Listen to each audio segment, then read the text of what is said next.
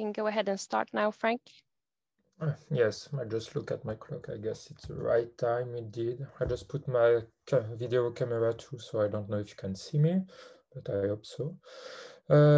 So welcome to all of you for this third session of the mesh adaptation technique for numerical simulation symposium. So it's a session organized by myself, Franck Ledoux, Adrien Lozeil from INRIA Paris, the Gamma team, Suzanne Michel Chance from the University of Kansas, and Pierre-Olaf Persson from the University of Berkeley. So we are very glad to be at this ADMOS conferences. It's a time we do that for many years, and I really enjoy this conference, except, well, so this year it's different, but I hope it will be different so the next year too, and we will be able to meet all together.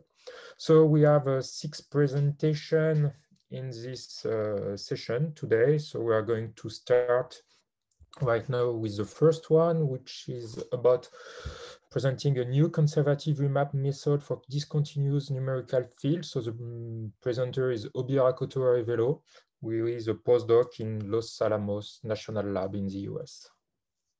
So can you send the video, so? Hey everyone, I'm Obi Rakoto Arevelo. I'm a postdoc at Los Alamos National Laboratory. And today, I will present you our work on a new conservative remap method for discontinuous field. So what is remap? Remap is the transfer of a numerical field from one mesh called a source mesh to another mesh called target mesh. It is said to be conservative if some extensive quantity is preserved during this transfer. In general, we also aim to preserve other properties such as bound preservation and minimal field perturbation. So in this work, we suggest a dedicated remap method specifically for discontinuous field. It is implemented in Portage, which is open source. So the problem with discontinuous field is that we can have a serious diffusion effect near the discontinuity. Moreover, the piecewise constant field may not remain piecewise constant after the remap due to some perturbation. So our method consists of 3 steps. First, we decompose the source and target meshes into couples of mesh parts. And then we perform local remaps between matched source and target parts. Afterward, we will have a values fix-up sweep to enforce properties such as conservation. So in the local remap, we aim to reconstruct the remapped field, which in our case is the density field, from the values on the source cells. Here, the reconstruction is done on source cells, but the integration is done on the target cells, so we have to intersect those cells. So to do that, we split the work into 3 steps. First, for each target cell, we search for overlapping source cells. After that, we do clip the overlapped source cell with the target cell and cache the volume and centroid of each polygon of intersections. Afterward, we interpolate the values by using the volume and centroid as weight. And so at this point, we do have a remap field on the target cells. But a problem may occur when we have mismatched parts, like shown in this figure on the right. The problem is that if we have non-overlap source cells, they will not contribute to the interpolation. And if we do have partially overlapped target cell, they will only receive a fraction of the source values. So to fix that, we do propose 2 strategies. The constant preserving, which aim to minimize the field perturbation, so that in case of a constant field, it will remain constant. By renormalizing the interpolation weight by the volume of intersection instead of the volume of the target cell. So the field will remain constant, but will not be conservative. On the other hand, we propose the globally conservative method, which aims to enforce the mass, the conservation of the mass, by redistributing the excess or the lack of mass among the target cells and renormalizing the weight to minimize the field perturbation. And we do that in an iterative way to preserve the numerical bounds. So now we will show the result on a very simple example like we used in the context section. Here we aim to remap a piecewise constant source field on a couple of hexahedral meshes with a partial cylindrical boundary. So first of all, our method is not diffusive, as we can see, as compared to the global remap. We do not have diffusion effect near the discontinuity. Furthermore, the constant preserving is accurate because we have an error of 0 with L1 and L2 norm. But because of it's not conservative and we observe some discrepancy in the mass. On the other hand, the globally conservative conserve the mass, but we will have a slight error due to the correction of the field values. So that concludes my presentation. Thank you for your attention. Oh, perfect. So, do I get back to my slide? I'll share my screen again. Okay, so perfect. So now the second presentation is entitled The Coupled ADTG V method, sorry, for unsteady compressible flow. It will be presented by Ruben Sevilla from Swansea University, I think.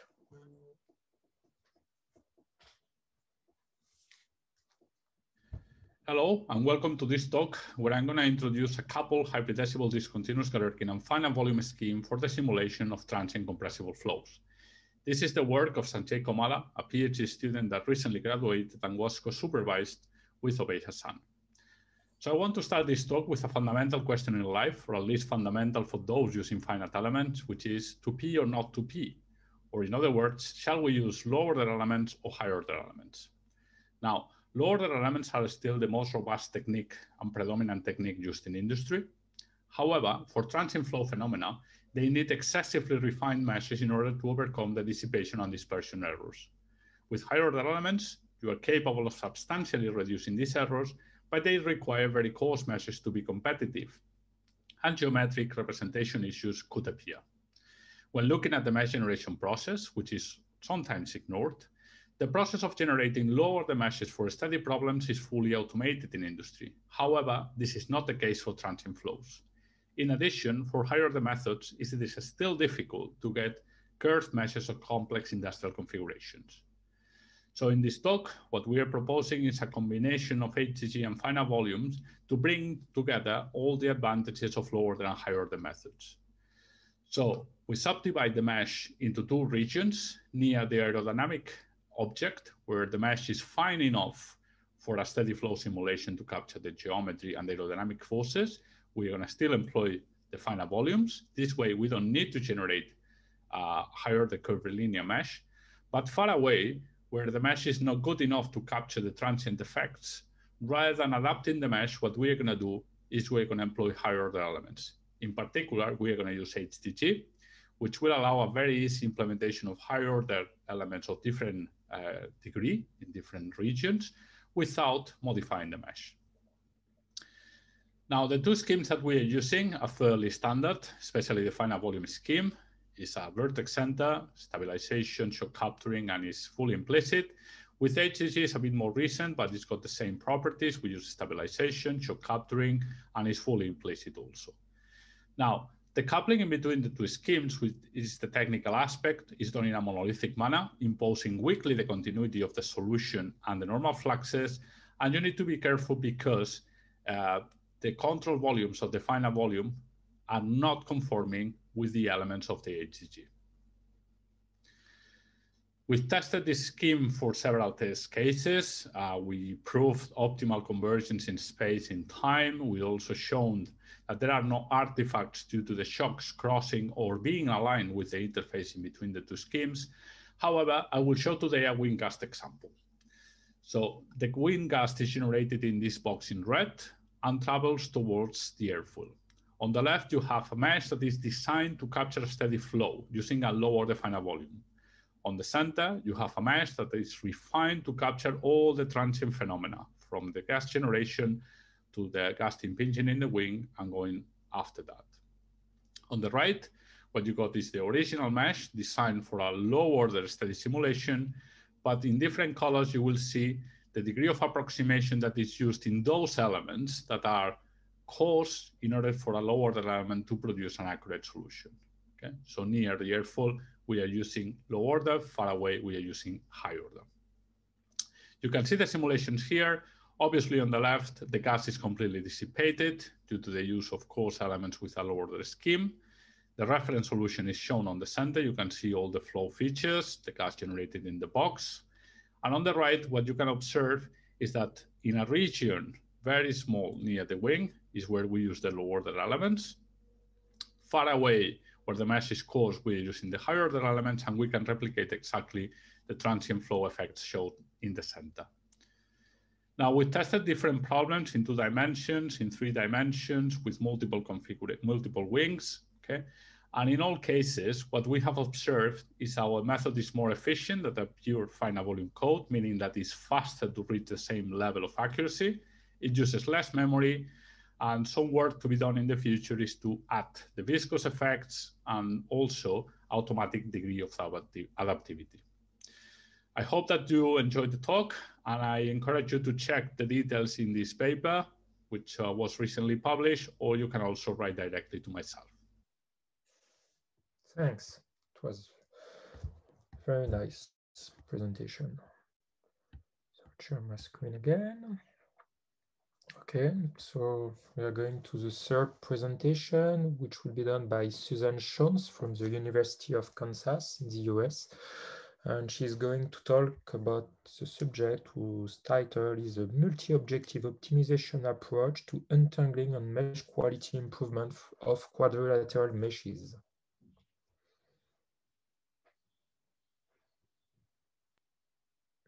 Okay, so welcome. So my name is Suzanne Shons. I'm a faculty member at the University of Kansas.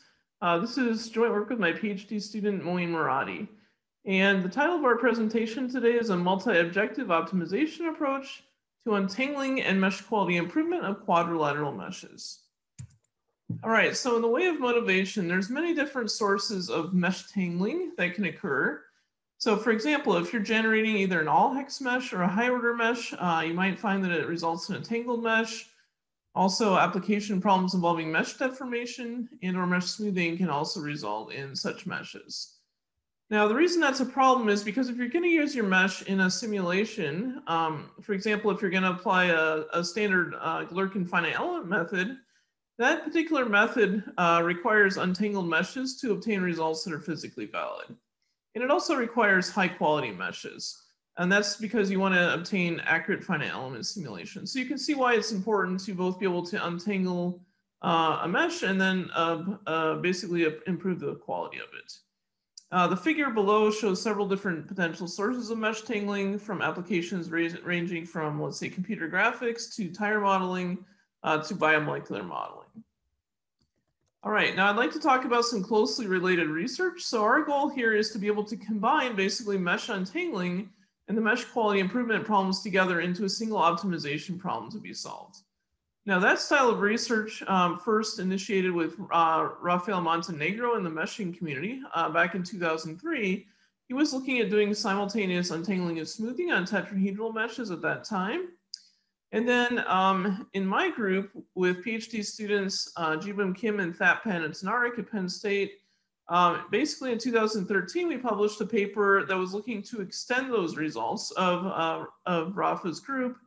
The idea here was to be able to generalize things. So we wanted to be able to combine not just mesh untangling and mesh smoothing, but maybe another type of mesh optimization problem as well, So just make things more general, and then sometimes also look at, let's say, combining even more than 2 optimization problems together. All right, so I wanted to show you this result here from our previous multi-objective mesh optimization framework. Again, this was developed in 2013 with a couple of my grad students at Penn State. What we're looking at here is an application of one of our multi-objective mesh optimization methods. In particular, it was an exponential sum multi-objective mesh optimization method that we developed. And this is an application to brain meshes. So in figure A, that's the initial undeformed mesh. In figure B, the brain is being treated for hydrocephalus via a shunt. And so some of that excess fluid's been drained out of the brain. So now you see the deformed mesh in figure B, and the issue there is that there's tangling that occurs where that red box is. And when we zoom in figure C, you can see the tangling that occurs.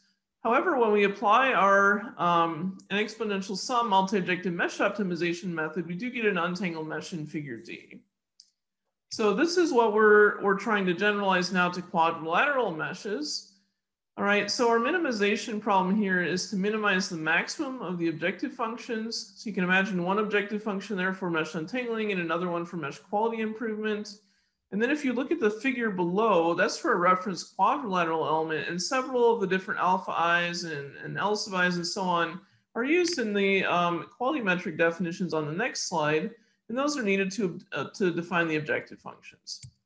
All right, so I don't have time to go over the mesh quality metrics. You can see several of them here on the slide, but the idea is, again, we need to be able to basically be able to write down one objective function for mesh untangling and another one for mesh quality improvement. All right, so in the way of methodology, again, we're going to combine 2 different optimization problems into a single objective function. You can see an equation 2 there, how we do that for the exponential sum method then. And then we apply basically some of our pattern search type methods. These are similar to the ones developed by Park and Sean, so my master's student Jung and Park at Penn State back in 2010, and we do that so we can minimize the objective function shown in equation 2.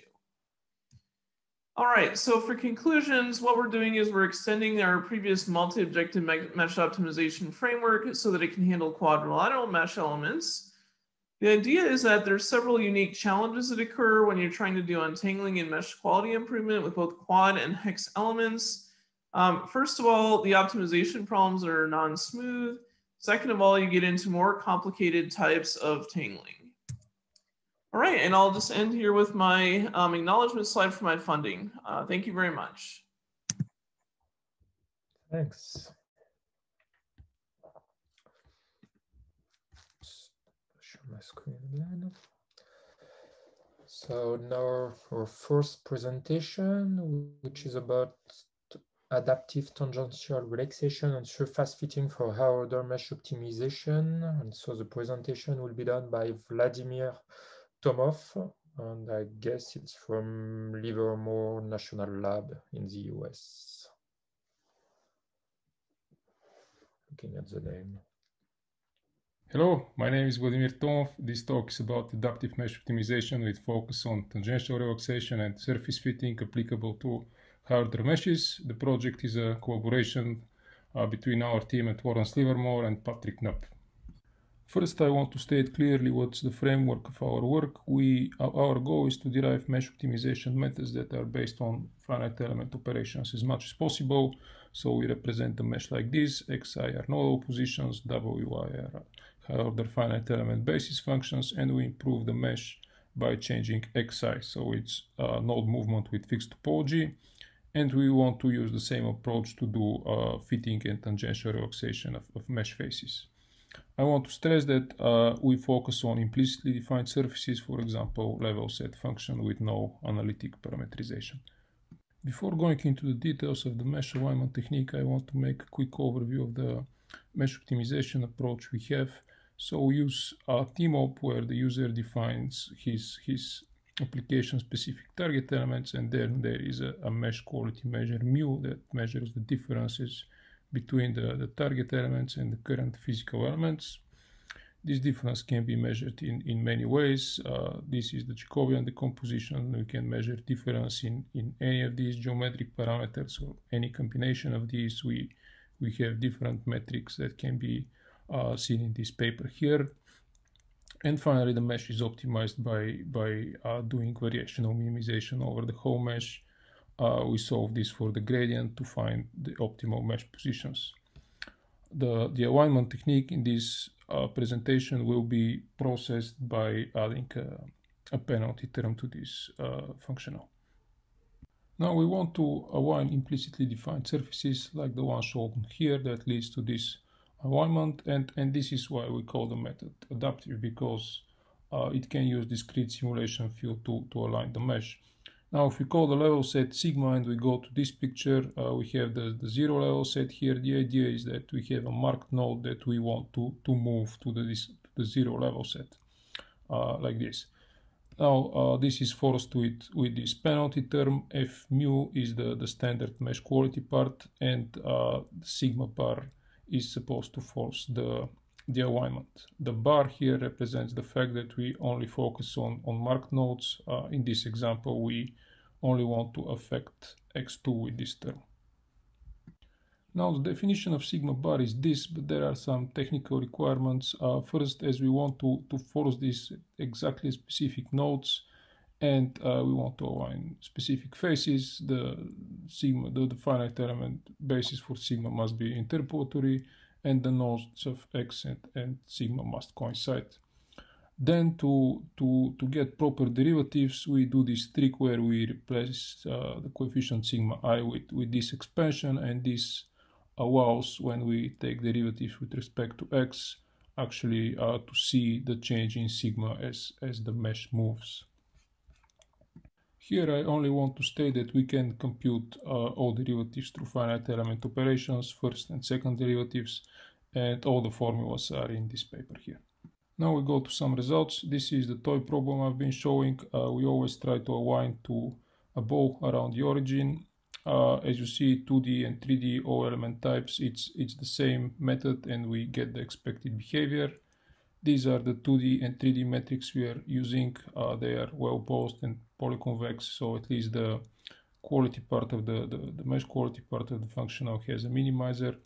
More information and more metrics can be found in this technical report. Next, we have an interface between two materials. We want to optimize this mesh and preserve the material interface. This is the starting mesh. This is the result. You can see the improvement, especially in the corners. It's not exact, of course. There is some error in the preservation. Here we explore the dependence on the constant that goes in front of the penalty term. So the bigger the constant, the less error we have in the interface preservation, but the mesh quality is a little worse, and that's what you expect. And here we have the same problem in 3D.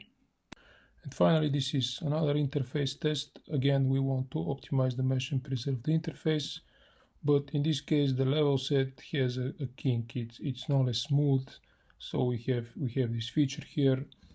We get good quality, but in terms of surface preservation, we lose the kink. What happens is that all the degrees of freedom are good on the interface except these two, and the method decides, since it's a combination of mesh quality and fitting, it decides that this is the best thing it can do. So for this, obviously we'll have to improve, and we're working on it. All of our implementations are open source, and they can be found in the MFEM finite element library. This is everything I wanted to show. Thank you for watching. Thanks for the presentation. Nice again. We've got a lot of interesting results.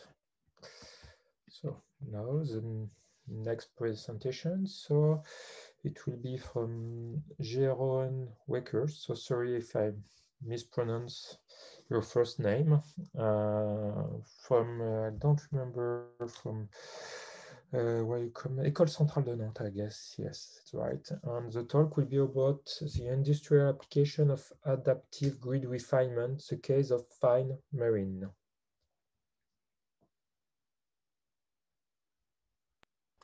Ladies and gentlemen, we live in historical times. For the first time, mesh adaptation is entering the industrial practice. And that's a great success for our community, But it means that we have to learn this whole new environment. And to help a little, I want to share my experience introducing mesh adaptation in FineMarine. FineMarine from Numerical International is a hydrodynamic simulation suite, which contains the Mesher hex press, the flow solver ISIS CFD, which we develop at Centrale Nantes, a graphical interface, and visualization. And for standard simulations, the CWizard tool can set these up in minutes, taking only minimal inputs from the user. Now this is much appreciated, since most of our clients are small companies. They do not have dedicated CFD specialists. And also, they are always under time pressure to finish computations. Therefore, they want simulation that is accurate, but that also works every time, and that is easy to use. Now, we introduced mesh adaptation in FineMarine in 2009, but its widespread use started suddenly about 8 years later. This picture, which gives the number of marine-related talks at Numerical user meetings that mention mesh adaptation, reflects this sudden growth. What changed in this time? Well, in the beginning, users told me that they tried out the refinement but abandoned it because they did not manage to set the many parameters. My advice at the time was to try out different settings and take the best one. But as I said, this is not what users want. We improved first by reducing the number of parameters, in our case by working in a non-dimensional environment. And with experience, we managed to find good default choices for the remaining parameters. So when the refinement was put into the CWizard, the user interface looked like this. Only one button. And this works. Now the second issue was simply bugs. A test around 2015 found that our simulations crashed in about 4% of all cases. And the industry does not have the time to work around these 4%. So I spent 2 years almost exclusively on tracking down every single bug that we had ever found. And afterwards, the failures were down to 0.1%. But still, adaptation was not used a lot. The reason is that users, for consistency, standardize their simulation procedures, and they do not change unless there is a big positive reason to do so. So the actual use started when we came with new types of simulations that are almost impossible to do without mesh adaptation, unless you fill the whole domain with fine cells. An example is water surface capturing refinement for fast ships with large motions. And these were new types of simulations, so no one had existing user procedures, and they were easy to run with default parameters. So these were widely adopted. And those first applications created confidence in the mesh adaptation, which led to more and more use. We are stimulating this dynamic by introducing other new types of applications, such as ships in waves, shown here, and pushing towards Hessian-based mesh refinement. Now eventually, the majority of FineMarine simulations could be performed with adaptation. So in conclusion, the case of FineMarine gives reason for optimism. It shows that with user-friendliness, with reliable code, and with the right starter applications, the evolution from academic grid refinement to routine industrial application is possible today. Thank you very much for your attention. Great, perfect. Okay, so we are going to our last presentation for this session before the questions. So this presentation will be done by Matthew Zar from University of Notre Dame, and he's talking about higher order implicit shock tracking. A new method for solving nonlinear conservation laws called higher order implicit shock tracking. The idea behind the approach is that we have a nonlinear conservation law which has a solution that potentially has discontinuities. We're going to stabilize the method in the presence of these discontinuities by actually taking the computational mesh and aligning it with the discontinuities. It has the obvious benefit that you no longer need the basis functions to approximate the discontinuity. You actually do that geometrically with the mesh, and then everything that the basis functions associated with the elements are approximating is smooth. So we use a DG discretization because we get these inter-element jumps, so we know that we can approximate, that we can represent the discontinuities perfectly once the mesh is aligned, and we have the higher order basis functions away from the shocks, meaning in the smooth regions of the flow. The key innovation here is that we produce these discontinuity aligned meshes, not by thinking about this as a mesh generation problem where we have to generate a mesh that's going to fit these boundaries as well as these unknown interior discontinuities. Rather, we think about this as an optimization problem. We're going to start with some sort of a mesh that knows nothing about the location of the discontinuities, and by solving the optimization problem, it's going to converge to a discontinuity aligned mesh. That optimization problem that we set up looks as follows. We have some sort of an objective function, which is going to depend on the DG solution as well as the mesh coordinates. So that's U and X. And then we're going to put on our DG equations as a constraint. So we know that if we solve this optimization problem, we're going to inherit all the DG properties: stability, conservation, and consistency. So the objective function is going to be balancing two goals. One goal is going to be, obviously, we want the elements to be relatively high quality, so we're going to have this R mesh term. But of course, we need the tracking in the tracking term in here as well. And for this, we choose an enriched DG residual. So we essentially take our standard DG residual, but we add additional test functions to it, making a little bit closer to the infinite dimensional weak form, which will penalize non-physical oscillations that would arise if we tried to solve DG on a non-aligned mesh. Right, we get these oscillations, and this objective function penalizes that, promoting alignment of the elements with discontinuities. So to solve this optimization problem, we cannot solve using a traditional setting where we would freeze the mesh, solve the DG solution, and then update the mesh, and etc. Because if we tried to do that and our mesh was not aligned, we might not be able to solve the DG equations because the non-physical oscillations could cause the code to crash.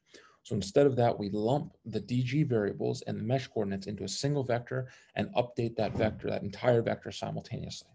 And we do this using a sequential quadratic programming approach where we just make a quadratic approximation to the objective, a linear approximation to the constraint, solve this to get our search direction. So to see how this method works, we first consider a solid shock tube, and I'm going to show the SQP iterations. So we first track the first thing that tracks relatively rapidly is the shock. Then we get the contact, and we even get the head and the tail of the rarefaction tract, showing that this method doesn't just track discontinuities, it also tracks non-smooth features that may be continuous. So then without the solution, without the mesh, we get this clean approximation on this really coarse mesh. Another problem will be flow through a wind tunnel over a diamond, and we get these shocks there. We get their reflections, we get their intersections tracked, and we have relatively high quality elements and a very coarse mesh, considering that this is a Mach 2 flow with a lot of discontinuities. So then there's without the mesh. If we now look at a similar but more complicated problem, we have Mach 5 flow through, so hypersonic regime through a scramjet. Very similar situation as before, but it's a bit more complex with more interactions going on. We've got some very generalized triple point here where we've got multiple shocks emanating from that point, and we see that we get a pretty robust convergence to the solution. We consider a 3D problem, very coarse mesh, knows nothing about the shock, with a finite volumes, first order finite volume solution, which is a pretty terrible approximation. But after only 30 shock tracking iterations, we converge to a an aligned configuration that aligns with the bow shock, the bow shock. And then if we look at just the shock layer here, we can see that it kind of emphasizes the high order curved elements that we have that conform to the bow shock and the high order approximation that we get. So I'm pretty much out of time here. So let me just end by saying that we have this implicit shock tracking approach that solves an optimization problem simultaneously to compute the DG solution and the discontinuity aligned mesh. And this produces highly accurate solutions on coarse meshes and can even recover optimal convergence rates.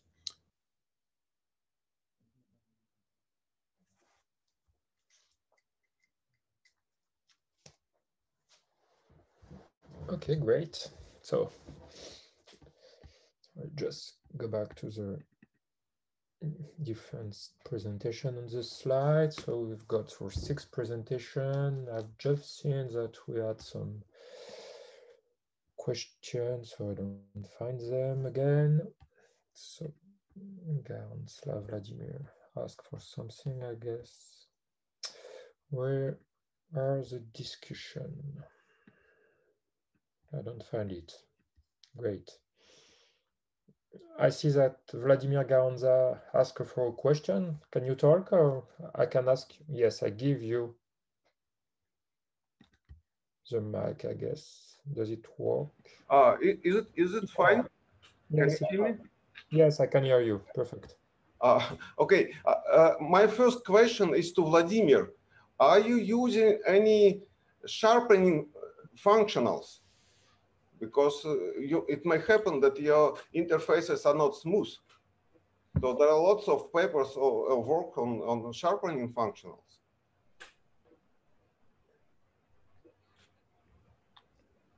Hello, can you hear me? Yeah. Sharpening functions, what do you mean exactly? I mean the functionals which allow to reveal the sharp edges or sharp corners or sharp edges in the interfaces. So in particular, I refer to Believe. Work about 20 years old, I think. It's quite old approach, which is very efficient. So to reveal the incontinuities in the implicit interfaces. Well, we have looked at detecting the discontinuities in a sense in the direction of the zero level set. Of course, one can do that, and we have tried to base the coefficient on that. This is a logical step to base your penalty coefficient on the smoothness of the level set, and then this allows you to decide how strict you want to be in those non-smooth regions or how diffused you want to be. I don't think I'll look at exactly at Believe's approach. We haven't looked at that, unfortunately, but there was a similar question in the chat. We have one can base sigma on the smoothness of the level set.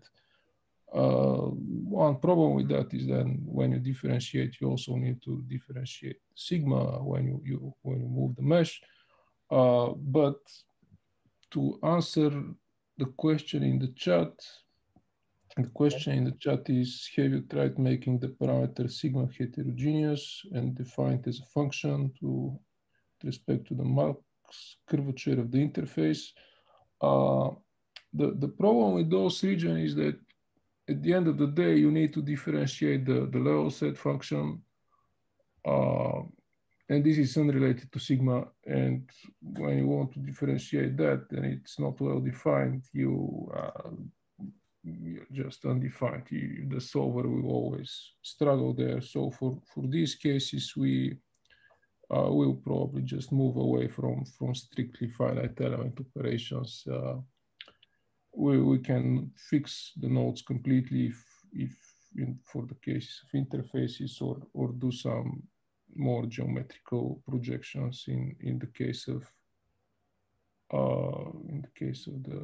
the fitting. Does that answer your question, Vladimir? Yeah, thank you.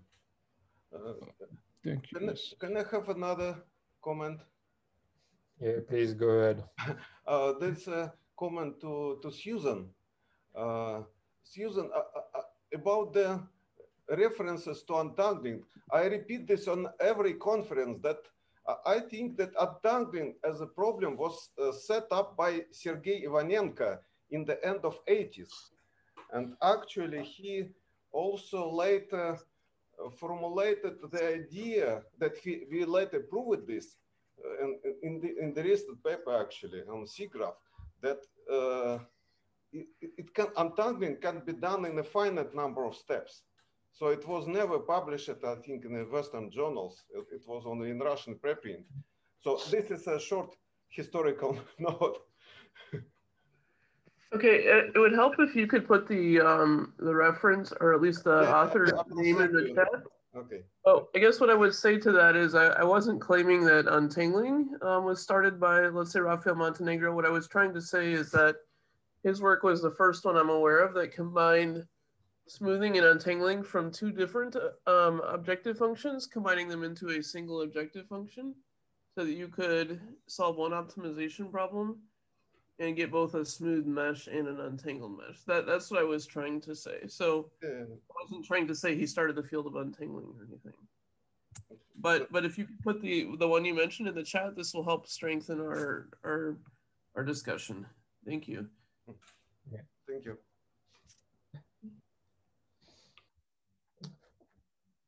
Okay, so I guess Vladimir has no other question, I guess, right now. So I'm just going back to the chat just to look at the questions that we had and what was already answered. So I still have a question which is open, which was from Yanis Amush to Ruben. And he asked, are you able to tell by approximately how much you can divide the computational time using your method? Thank you, Frank, and thank you, Janice, for the question. Maybe I'll share my screen 1 second. It's going to be easier. Yeah, sure. I'll show you the number first, Janice, and then I think I'll give you a slightly longer answer to this because it's not as simple as that. But yeah, we measure times and we compare different options. I think the question you are asking is how much it compares the final volume, the pure final volume, to the approach that we propose, which is HCG and final volume with the variable order in the HCG region. The time we divided by 10, so it's 1 order of magnitude faster almost. Is a scale time, so this is the reference time and this is the time of the proposed one. And to obtain what? To obtain the same error in terms of the dissipation of the gas as it arrives and impinges into the airfoil, and also to obtain similar error in terms of dispersion. Okay, so you can see that the 2% approximately both for dissipation and 8% for dispersion. So this is a save of 10 times. Now, the slightly longer answer to this is you need to be very careful when you do comparisons because otherwise they might not be reflecting the reality. The way that you generate the gas, where do you place the box in order to generate the gas is quite important. This comparison and this speed up of 10 is for this very simple example in 2D. We are just simulating one airfoil and we are putting the box quite close to the actual wing, okay? The problem we are aiming to solve and the motivation for the whole thing is because we want to solve a full aircraft with gas impinging into it. We solved this problem with final volumes, pure final volumes, and this was taking ages, okay? And still, excuse me, we were not refining the full path of the gas up to the tail, so the gas was not arriving to the tail. And I got some numbers in here for you. Even just refining half of the path of the gas, we were spending like 72 hours in 64 processors, okay? So we thought that this is not the right approach to keep refining the mesh with a lower method. So as soon as you start putting the box far away, because you need to put it in front of the nose of the aircraft, refine the whole path and look at the effect of the gas in the whole aircraft, not only in the wings, but also on the tail. And maybe for other applications, not civil applications, but for other applications, You are just looking also at how the gas traveled past the aircraft and another aircraft that is following. So in this case, what we are expecting, quite obviously, I think, is that the speed up that we observed in 2 dimensions will increase. I mean, the factor that we expect in 3D is much higher. So I hope that this answers the question. I just have an extra question. It's not about exactly the same stuff, and it's not my field of research. So all the time I see something about higher order method, and I see the number of degree of freedom. I ask about the question about the memory occupation. Is it very expensive or not so much if you compare the numerical precision that you can get? Okay. Yes, I mean, in this slide, I put the degrees of freedom only. Yeah. We are reducing the cost by a factor of 10. We are reducing the degrees of freedom by a factor of 5 approximately. But as you can imagine, this is a higher order method, so the filling of the matrix is completely different. So yeah. that's gonna induce a higher cost in terms of memory compared to a lower order method with a reduced bandwidth in the matrix. That's true. But I think it's important, and this reflects or basically explains the reason for our choice on the higher order method we went for. We went for HTG because it's known to be one that reduces the number of degrees of freedom compared to other implicit DG methods. Okay, but still, I completely agree with you that the cost of solving the linear system of equations is and the memory that you need for that is not negligible. But still, we gain substantial. You gain something. It's good. Yeah. I mean, we are quite happy that in a toy problem in 2D with a single wing, we're quite happy with a speed up of 10 because I was not even expecting that in 2D. I mean, I was expecting much less in 2D, and we are doing the 3D simulations right now. But I was not expecting such a save in 2 dimensions, only in 3D. But actually, we already seen that in 2D, so it's promising at the moment. Okay, thank you. Thanks. So I go back to the chat, and I saw that we have a question from Jeroen Workers to Suzanne about how sensitive is the optimization to the choice of the matrix. Suzanne, have you seen this question? Okay, so I think everybody can hear me. Yeah. With our quadrilateral mesh optimization, multi-objective mesh optimization, we are just getting the method sort of up and running, so we haven't tested on a full suite of metrics. Actually, in the video, you saw that I didn't include a result from the quad meshing. That's because we had discovered a bug. Let me just show you very briefly 2 quick slides here, full pictures from that, and then I'll make a comment from our previous work on triangular and tetrahedral meshes, which results will change, of course, with type of element, but it'll give us a sense of what you're looking for, I think. So let me try to share the screen very quickly. I won't take too much time here. Okay, so these are obviously very preliminary results, but I just want to show like sort of what's possible with the quad mesh untangling. So here you can see what happens when we combine aspect ratio and radius ratio together to do smoothness and untangling. This is the starting mesh, and this is what we're getting at the end. This takes roughly something like in the ballpark of 10 to 15 iterations to get convergence. And this is showing just another case. So again, these are very, very simple cases that I just wanted to show, just so you can see kind of what happens when you combine these metrics. So, but now I want to answer the sensitivity question. So with the sensitivity, I think what's nice is if you know what metrics you want to combine, I mean, the final mesh that you get will definitely be a reflection of the metrics that you combine. So if you combined, let's say, smoothness metric A and smoothness metric B, then the smooth mesh you would get at the end of the day is going to look like, you know, sort of the combination of those 2 metrics. But again, the point of the framework is to make it more general than that. So here I was just showing you something for smoothing and untangling. All right, when we were doing this back before with triangular and tetrahedral meshes, We also tried to combine goals like minimizing the interpolation error and so on. So again, the point is to be more general, and you can combine several different types of mesh optimization problems together. But yes, I don't have any quantitative numbers for you in terms of like how sensitive they are. But definitely when you change metrics, you can expect that the final mesh changes somewhat, right? And I expect it to be maybe more sensitive in the quadrilateral mesh case, just because it's sort of, tangling is a more challenging problem in that case. So hopefully this gives you at least a snippet, a little sense of what you're looking for, Jerome, even though I don't have nice qualitative numbers yet because we're too early in the study to be able to show you that. And thanks very much. Sure.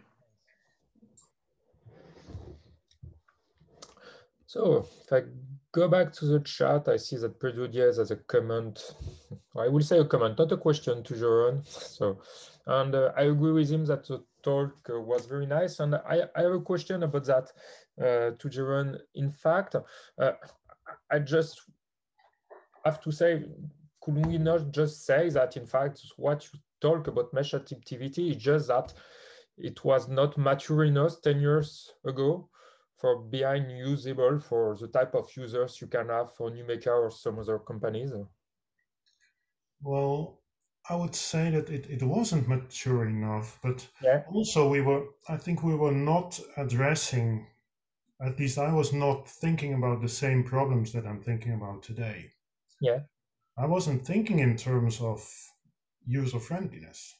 Yeah. I was just trying to get the adaptation to work and trying to use it to make more efficient solutions, for example. Whereas now,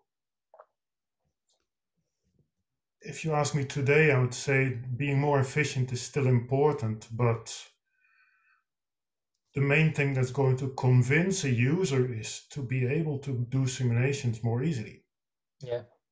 And so it is becoming more mature, but it's also, I think, becoming more mature in asking to start different questions.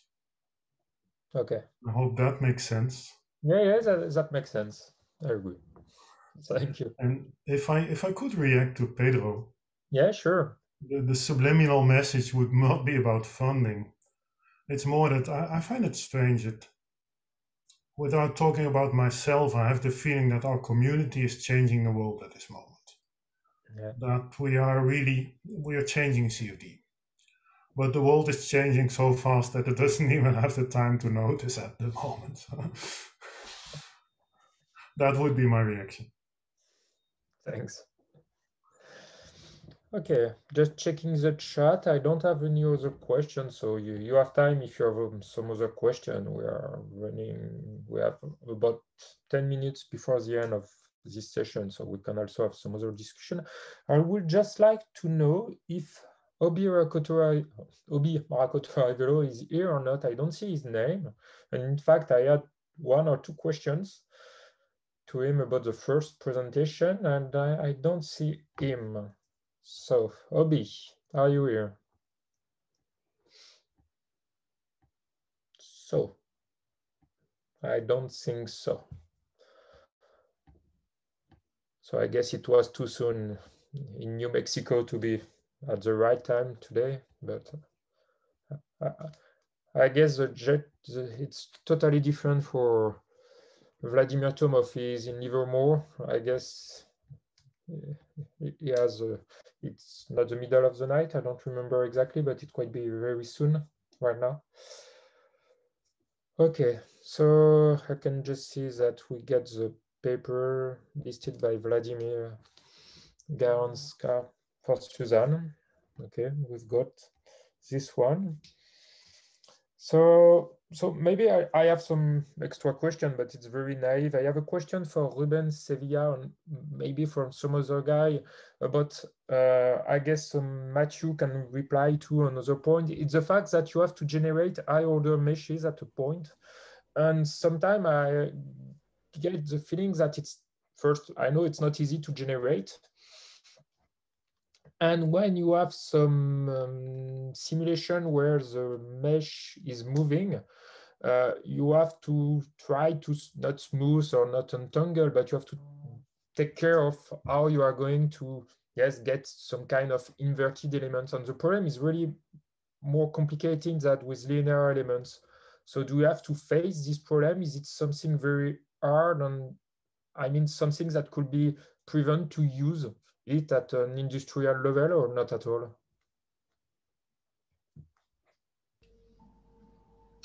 That one is not for me, is it? It's for Matthew.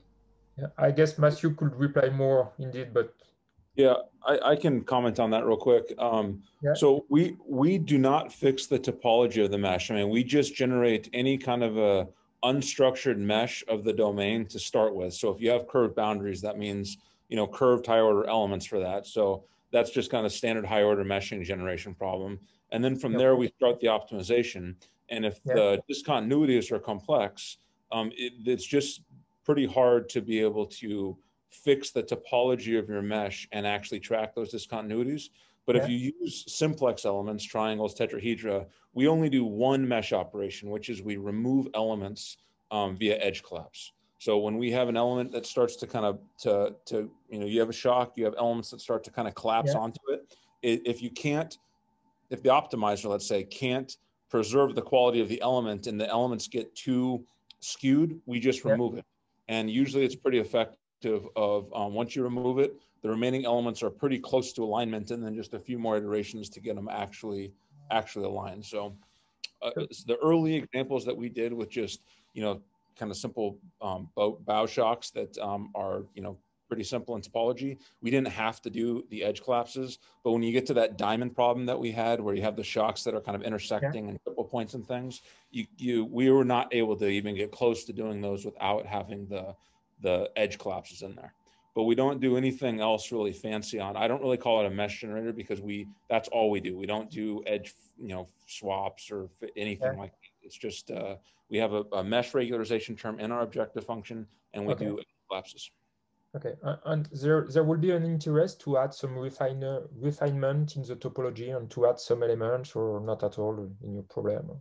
Yeah, so we haven't really done much of that yet. I mean, right now if we need a finer region, we just generate that in our initial mesh. But yeah, there is. I mean, we are interested in potentially adding the ability to actually refine. If you want to just start with a pretty coarse overall mesh, and then in some regions. So when we did that scramjet example, when you had a bunch of those shocks emanating out of that last point on the scramjet, one of the shocks is pretty weak. And the weaker shocks are harder to track. They're less important to track, but they're a little bit harder to track. So on some of the coarser meshes, those don't get all the way tracked. So we just kind of have a refined mesh, and then you can get it completely tracked with the mesh. But a kind of a more interesting avenue would be to start with a pretty coarse mesh, start to do the tracking, go through and look at wherever your error indicator from your objective is large, and then just refine elements in that region, and then continue with the optimization. Not something we've done, but something that potentially could be built in. Okay, thank you. Yep.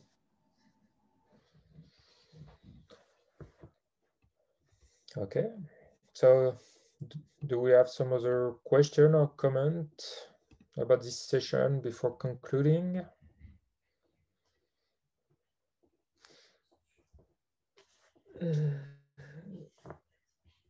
So I think we don't have any other question. I have to say that I don't have other question except for the first talk, and it's not still right now. So I'll just go back to the presentation. And so we just finished this 6th presentation, and thanks again to all the attendees to attend to this session and the other ones. Thanks to the speakers and for the presentations that were very interesting on many points. So now it will be the break in about, I guess, 2 minutes for me. So I guess we can stop right now. And I just have to say that the next session will be starting about 12 minutes. So you have a time for a coffee break, and it will talk about the application of goal-oriented error estimation and adaptivity. And so I hope you will enjoy it too. And I hope to see you in person during the next conference in 2 years. I don't remember where it is, but I really hope to see you there. So, oops, thanks again. and have a good day. Bye.